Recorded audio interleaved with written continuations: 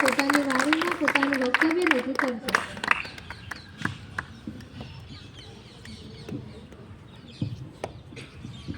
અત્રે ઉપસ્થિત સર્વેને મારા નમસ્કાર.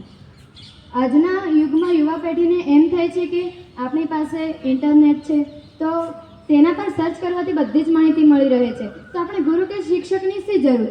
પરંતુ એ માહિતી ફક્ત લોકો દ્વારા અપલોડ કરાયેલી માહિતી હોય છે. તેનો પ્રેક્ટિકલ ઉપયોગ કરીને શીખવાનું કઈ રીતે, તે તો ફક્ત શિક્ષક જ શીખવાડી શકે છે. ગુરુ જ વ્યક્તિત્વમાં નિખાર લાવી શકે છે. તે કામ તો ગૂગલ પણ ના કરી શકે. દર વર્ષે અષાઢ માસની શુક્લ પક્ષની પૂર્ણિમાની તિથિએ ગુરુ પૂર્ણિમા ઉજવવામાં આવે છે.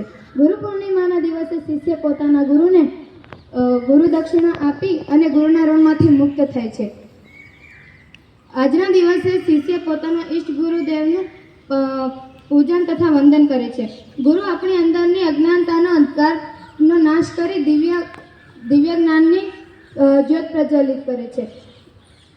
જે તકદીરથી અને મહેનતથી ના મળે તે ગુરુ કૃપાથી મળે છે. ગુરુ સમયથી પહેલાં અને ભાગ્યથી વધારે આપવાનો ક્ષમતા ધરાવે છે. તે આત્માની ભીતર રહેલા ભગવાનનું દર્શન કરાવે છે. ગુરુ પૂર્ણિમાના પર્વે આપણે ગુરુનું પૂજન કરી અને ગુરુને પ્રસન્ન કરવા માટે પ્રયત્ન કરવા જોઈએ. આ બાબતે હું તમને એક ગુરુ શિષ્યની વાર્તા કહેવા માંગીશ. એક જંગલ હતું. તે જંગલમાં એક આશ્રમ શાળા હતી. તે ખૂબ સ્વચ્છ, સુંદર અને રમણીય હતી.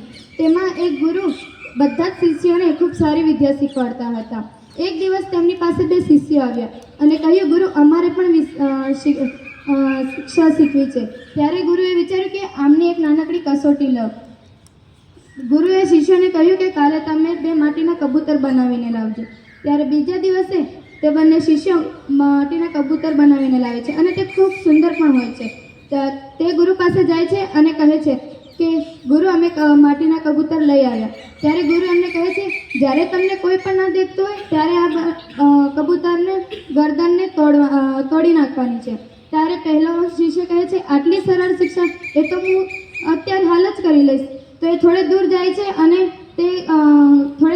અને તેની આજુબાજુ કોઈ દેખતું ના હોય ત્યારે તે કબૂતરની ગરદન તોડી નાખે છે.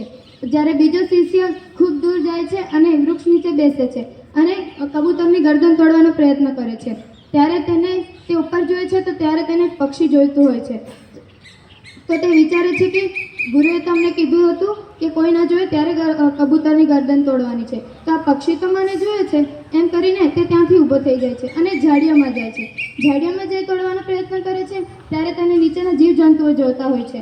ત્યારે તે ત્યાંથી પણ ઊભો થઈ જાય છે. થોડે દૂર જઈ તે ખાડો ખણે છે અને ખાડાની અંદર બેસી જાય છે અને બેસીને કબૂતરનું ગરદન તોડવાનો પ્રયત્ન કરે છે.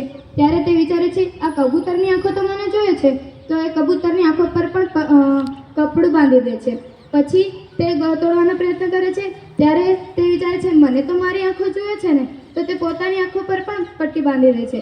પછી તે તોડવાનો પ્રયત્ન કરે છે. ત્યારે તેનું હૃદય કહે છે, બીજું કોઈ દેખે ના દેખે, હું તો તને દેખું છું. ત્યારે તે કબૂતરની ગરદન તોડી શકતો નથી. પછી તે ગુરુ પાસે જાય છે અને કહે છે, ગુરુજી, હું તમારી આ કસોટીમાં અસફળ થયો છું, કારણ કે હું જેમ કબૂતરનું ગરદન તોડવા માંગુ છું એમ કોક ને કોક તો મને દેખતું જ હોય છે. ત્યારે ગુરુજી એને જવાબ આપે છે કે પુત્ર, તું અસફળ નહીં, સફળ થયો છે.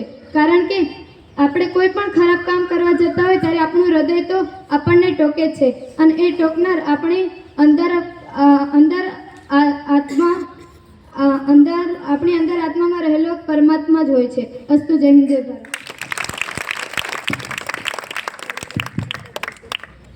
ખૂબ જ સુંદર દીવાક્ષી.